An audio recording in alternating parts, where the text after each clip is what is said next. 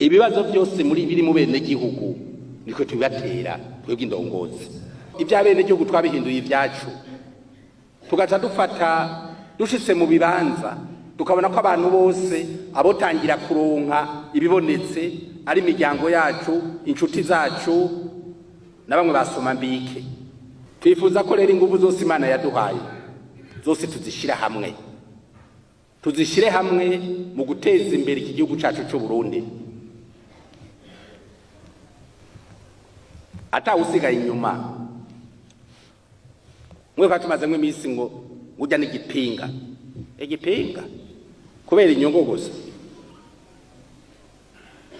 ngo n'igipinga yapinze mu biki ngujya mbere nituvuga rumwe muri politiki iyo mutavuga rumwe muri politiki n'ibiki twese dutegezera kuvuga rumwe nk'abarundi nico gituma n'uzoza na politiki dutandukanye nk'abarundi tuvuga ati twarahariye turiko turavuga iterambere nta mugambwe uza kuvuga dukontrere iterambere tumbwira ati twarahariye utamenya tuvuga iterambere kuri twese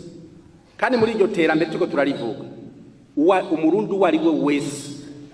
yaba mu mugambwe y'ucankuriya uwo tubona ashobora kuzana ivyumviro bidushikana kuri iryo terambere ajamwo akaduja imbere tugakurikira